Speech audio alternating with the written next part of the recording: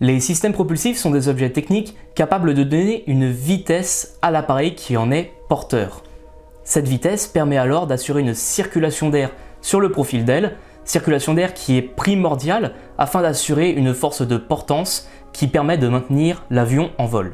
Rappelons que dans le cas des planeurs, le rôle du système propulsif est assuré par l'énergie potentielle, aussi appelée énergie d'altitude. Tous les systèmes propulsifs aéronautiques ont un point commun. Leur fonctionnement est basé sur la troisième loi du mouvement de Newton. Cette loi stipule que tout corps A qui exerce une force, que l'on va appeler action, sur un corps B, va recevoir de ce corps B en réaction une force de même intensité, de même direction, mais de sens opposé. On l'appelle aussi le principe action-réaction.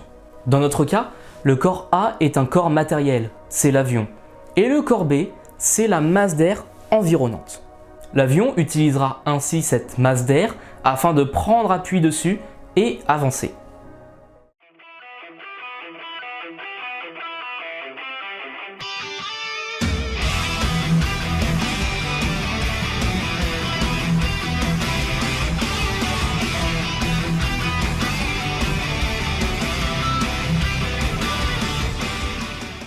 Bonjour, bonsoir à tous, passionnés du ciel ou simples curieux. Aujourd'hui, dans ce premier épisode d'une série qui va évoquer les principes de base de la mécanique du vol, nous allons parler des moteurs en aviation. Ceux-ci génèrent une force, la traction, qui va à l'encontre des frottements de l'air qui tendent à ralentir l'avion. Ces systèmes propulsifs sont de différents types et peuvent être utilisés dans le cadre de missions bien différentes. On peut les discriminer suivant trois classes. Les groupes motopropulseurs ou GMP, les groupes turbomoteurs ou GTM et les systèmes propulsifs haute performance et haute vitesse.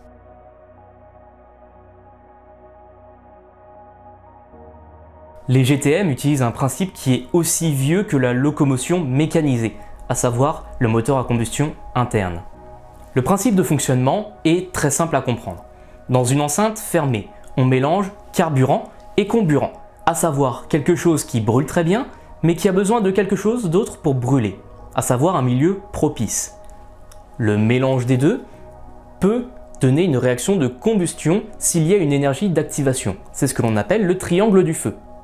Une fois l'énergie d'activation apportée au mélange, sous la forme de l'étincelle d'une bougie, il va y avoir une réaction de combustion qui va être lancée. Cette réaction va donner chaleur et pression. Cette chaleur et cette pression vont être convertis en travail par un dispositif mécanique. Le travail étant une énergie qui découle d'une force. Dans notre cas, c'est la force de pression qui va être convertie en énergie de rotation par un dispositif que l'on appelle le vilebrequin, qui va transformer le mouvement de va-et-vient du piston dans le moteur en un mouvement de rotation utilisable par une hélice aérienne notamment. Une fois la phase d'admission faite dans le moteur, à savoir l'entrée du mélange air-carburant, le moteur est isolé et devient une enceinte fermée. Le piston va alors remonter pour créer une compression mécanique. On appelle ce moment la compression. Ensuite, lors du temps que l'on appelle la combustion, le mélange va être brûlé. Lorsque l'on augmente la température d'un gaz, on en augmente la pression. Et cette pression va être utile pour alors faire redescendre le piston. On a créé du travail. Ce travail va être converti, comme je l'ai dit tout à l'heure, par la bielle et le vilebrequin. Et ensuite, en dernier temps, on éjecte les produits de combustion du moteur. Et le cycle recommence des centaines de fois par minute.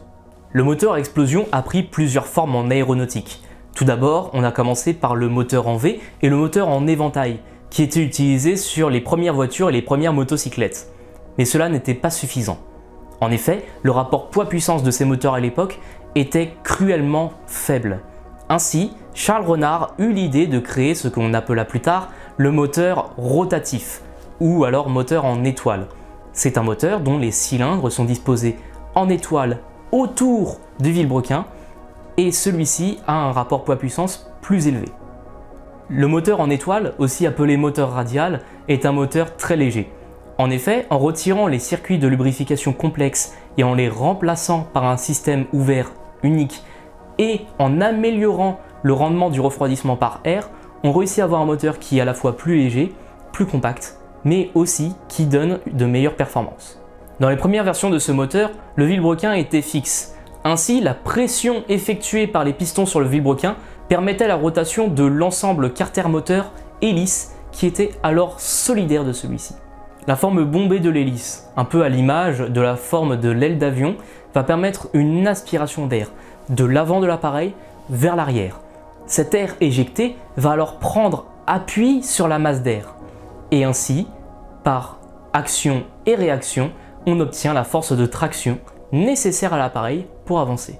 Le moteur radial évoluera au fil des années et tendra à devenir fixe, c'est-à-dire que maintenant, c'est le vilebrequin qui fait tourner l'hélice.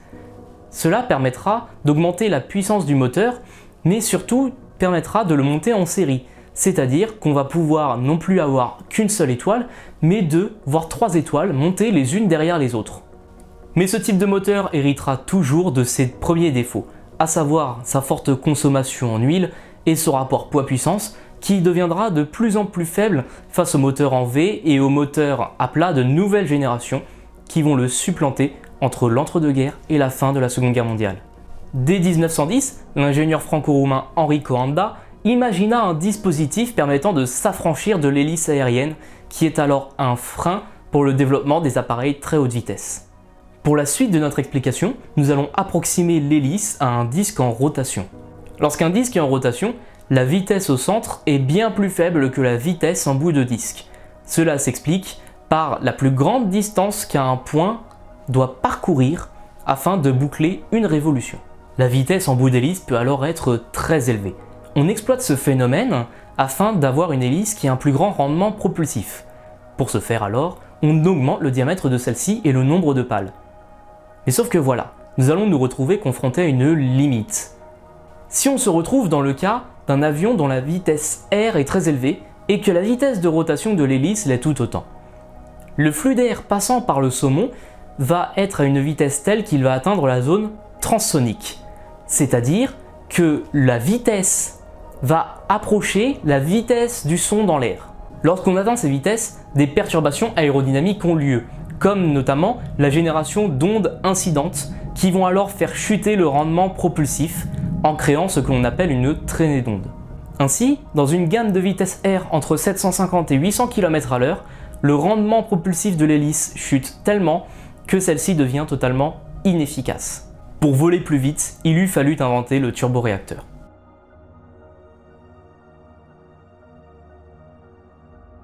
Le turboréacteur est un système propulsif de la famille des groupes turbomoteurs, ou aussi appelés dans le langage thermodynamique les turbomachines. Principe imaginé au début du XXe siècle, il fut perfectionné par le français Maxime Guillaume. Les prototypes de ces premières turbomachines ont été créés entre la fin de l'entre-deux-guerres et le milieu de la Seconde Guerre mondiale par les Britanniques d'une part et les Allemands d'autre part. Ces prototypes, une fois extrapolés en moteur de série, ont permis notamment de créer des appareils qui ont pu franchir cette limite appelée le mur du son, qui est alors la vitesse de 340 mètres à la seconde au niveau de la mer. Le turboréacteur est composé de 4 grandes parties principales: le compresseur, la chambre de combustion, la turbine et la tuyère. Le compresseur, disposé à l'avant du turboréacteur, est alimenté par le manche à air qui le précède. Qu'il soit axial ou centrifuge, il a pour rôle de convertir la quantité de mouvement, qui est proportionnelle à la vitesse du flux d'air, en pression par déviation du flux d'air. Arrivé dans la chambre de combustion, le flux d'air sera alors mélangé avec du kérosène qui entrera par les injecteurs. Ensuite, le mélange sera allumé et par combustion, il y aura une forte détente du mélange air-kérosène. Cette détente va augmenter fortement la température et la pression en chambre qui peut atteindre des milliers de degrés. Lors du passage dans la turbine, la pression du flux d'air sera convertie en vitesse grâce à des étages qui sont montés en inverse de ceux du compresseur. Cette vitesse en sortie de turbine sera encore une fois augmentée grâce à la géométrie de la tuyère par ce que l'on appelle l'effet Venturi. C'est une loi physique qui stipule que tout flux d'air à vitesse subsonique passant par une section débitante convergente verra sa vitesse augmenter et sa pression diminuer, et ce d'autant plus que la section débitante sera petite devant la section initiale. Précisons tout de même que la turbine ne convertit pas toute la pression du flux d'air en vitesse. En effet, une partie de cette pression sera convertie par le dispositif en énergie de rotation qui va alors faire tourner les étages de turbine et par corollaire les étages de compresseurs qui sont disposés sur le même arbre. Le turboréacteur est alors un convertisseur de quantité de mouvement. La différence entre la vitesse à l'avant du turboréacteur, que l'on considère égale à la vitesse d'avancement de l'avion et de la masse d'air environnante, et la vitesse en sortie va créer une force que l'on appelle la force de poussée. Les turboréacteurs sont des systèmes propulsifs très fortement utilisés dans le cadre des avions commerciaux. En effet, ceux-ci doivent aller très vite en transportant une grande quantité de passagers ou de fret. Les turboréacteurs étant des machines qui consomment un peu et pouvant donner des vitesses très fortes, intéressent très fortement les compagnies aériennes qui en font équiper tous leurs avions. Nous allons maintenant voir une turbomachine qui est tout autant étonnante, reposant presque sur le même principe et utilisée par certaines compagnies aériennes qui, elles, n'ont pas l'impératif de la vitesse, mais l'impératif d'une consommation moindre pour des appareils qui font que des liaisons régionales. Je parle bien évidemment du turbopropulseur.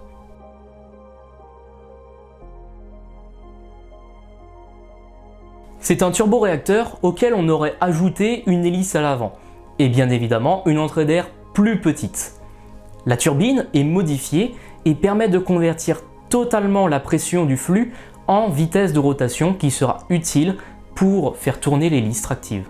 Ainsi, aucune poussée utile. Le turbopropulseur dispose seulement d'un pot d'échappement.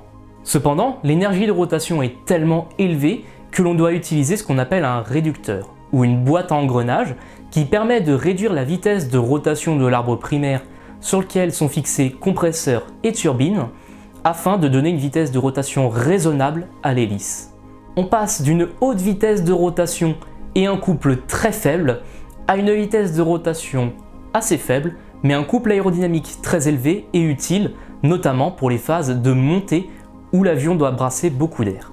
Les turbopropulseurs ont un avantage énorme sur le turboréacteur, c'est qu'ils consomment bien moins que lui, car l'énergie mise en œuvre pour faire tourner une hélice est bien moindre que celle pour créer une poussée qui va propulser un avion de ligne. C'est pour cette raison qu'ils sont très utilisés dans la conception d'avions de transport régionaux, créés notamment par l'avionneur suédois Saab ou le constructeur franco-italien ATR. De plus, la petite taille de leur entrée d'air permet leur utilisation dans des conditions extrêmes, notamment lors d'atterrissage sur des terrains sommairement préparés, propices à l'ingestion de corps étrangers à l'intérieur du moteur. Ce risque étant bien plus élevé sur un turboréacteur où le manche à air est béant. C'est ainsi pour cette raison que le turbopropulseur est utilisé sur différents avions de transport militaires, notamment sur l'Airbus A400M ou le C-130 Hercule.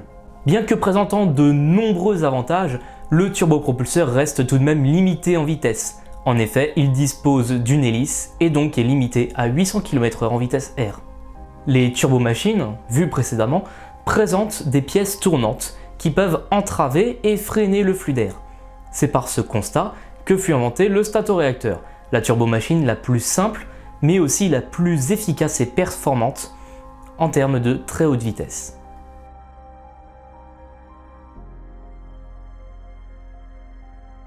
C'est un moteur ouvert, sans pièces tournantes ni arbre, où l'air rentre librement et dispose de 3 parties. Un compresseur, une chambre de combustion et une tuyère. L'inconvénient de ce système propulsif est qu'il ne peut pas être utilisé en dessous de Mach 1. En effet, la vitesse du flux d'air est si faible que la compression, obtenue par la géométrie du système et non pas par un système mécanique, ne permet pas de générer une poussée suffisante. Le statoréacteur fut alors monté sur principalement 2 types d'aéronefs, les composites et les avions hybrides. Un composite est un ensemble d'appareils volant ensemble. Dans le cas que nous allons voir, c'est un avion porteur qui porte ce que l'on appelle un avion parasite. Dans le cadre de l'étude des statoréacteurs en France, on peut notamment citer les tuyères thermopropulsives Leduc. Celles-ci étaient montées sur des appareils plus gros, à hélice, comme le SNKZ Languedoc. Ainsi, l'appareil était emmené à une altitude, puis était largué. Suite au largage, l'avion partait en piquet et on allumait le statoréacteur. Ces appareils atteignaient des vitesses proches de Mach 1, mais on voulait plus. C'est pour cette raison que fut imaginé l'avion hybride, qui lui dispose de deux moyens de propulsion. Un turboréacteur, qui lui permet de faire le décollage et l'ascension à altitude voulue et vitesse au-dessus de Mach 1, puis ensuite on allume le statoréacteur, qui lui va permettre d'atteindre des vitesses au-dessus de Mach 2.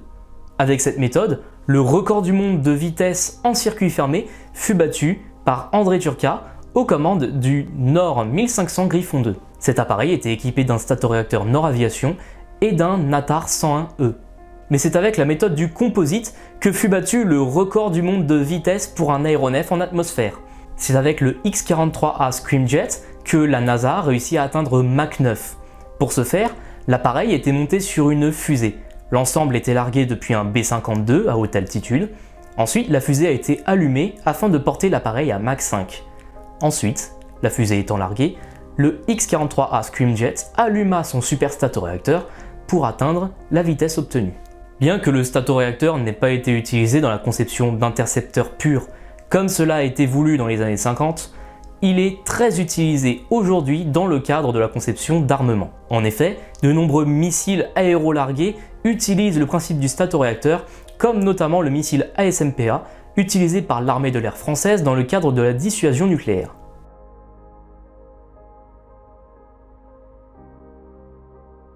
Bien que les hautes vitesses soient le futur du transport aérien, l'écologie l'est tout autant. Et le secteur aéronautique a toujours été à la pointe dans ce domaine. En effet, en environ 50 ans, on a divisé par deux la consommation des turboréacteurs, tout en multipliant par deux la poussée de ceux-ci. Tout cela grâce notamment à l'évolution donnée par les turboréacteurs double flux et les turboréacteurs double et triple corps. Aujourd'hui, la majorité des avions de transport civil propulsés par des turboréacteurs consomment entre 2 et 3 litres au 100 km et par passager. Une évolution majeure depuis les années 50 et de quoi faire pâlir de jalousie de nombreux moyens de transport. Pour certains analystes, l'électrification du secteur aérien serait un immense bond en avant, mais cela serait oublier que c'est surtout une utopie, en tout cas à l'heure actuelle. Le problème principal étant les batteries. On ne sait toujours pas les recycler de manière convenable, les produire de manière écologique et surtout obtenir une très grande puissance délivrée pour une masse très faible. Aujourd'hui, les batteries sont encore trop lourdes pour des applications aéronautiques poussées. Enfin, bien que le moteur électrique seul ait un rendement de 90%, on oublie très souvent que le rendement du système entier, à savoir moteur plus hélice plus électronique de commande, est bien plus faible. Et de plus, on ne sait toujours pas recycler de manière convenable les moteurs électriques sans que cela soit un désastre écologique. Pourtant, le fonctionnement du moteur électrique sans balai est connu et maîtrisé, et d'ores et déjà utilisé en automobile. Mais pour quelle autonomie? Pour quelle distance franchissable? Les pistes les plus probantes à l'heure actuelle afin de réduire l'empreinte écologique des systèmes propulsifs en aéronautique seraient tout d'abord de réduire encore plus la consommation des systèmes propulsifs tels que le turboréacteur ou le turbopropulseur. Aussi, on pourrait penser à l'utilisation des biocarburants. Et enfin, pourquoi pas, l'utilisation du moteur hybride qui allie l'utilisation d'une turbomachine consommant peu et un alternateur qui produirait de l'électricité pour des moteurs électriques montés sur l'appareil en consommation directe. Ainsi, on retire tout le problème des batteries et on consomme encore moins de carburant. Le secteur de l'aérien est résolument tourné vers l'écologie. Dire l'inverse serait une erreur totale. Depuis 50 ans, nous avons très fortement évolué et le chemin n'est pas encore terminé. L'avion électrique est encore une utopie, mais l'avion hybride, lui, pointe déjà le bout de son nez. C'est la fin de cette vidéo, j'espère que vous l'aurez appréciée. Celle-ci est la première d'une longue série sur les principes de la mécanique du vol. Le prochain épisode portera sur la force de portance et la forme des ailes, et en quoi la mission de l'avion conditionne celle-ci. Ceci est la version retravaillée d'une vidéo qui a été faite précédemment et qui a été tournée dans les réserves du musée de l'air et de l'espace. J'aurais aimé retourner à cet endroit-là, mais malheureusement, avec tout ce qui concerne le Covid-19 actuellement, c'est très compliqué, donc je me suis contenté de mettre des infographies et surtout de belles images tournées au musée de l'air et de l'espace. D'ailleurs, je vous invite à y aller si vous êtes vraiment passionné et que vous avez envie de voir de très belles choses. J'espère aussi que cette vidéo, surtout la conclusion de celle-ci, pourra faire réfléchir certains sur l'impact du secteur aérien et à quel point il a envie de changer, de muter. C'est le rôle de tous les ingénieurs actuels et de la future génération que mes camarades de promo et moi-même incarnons. La vidéo touchant à sa fin, je vous libère enfin et vous invite à aller sur mon site internet pour de plus amples informations et aussi pour consulter des sujets différents. Et je n'ai plus qu'une seule chose à vous dire, à la prochaine.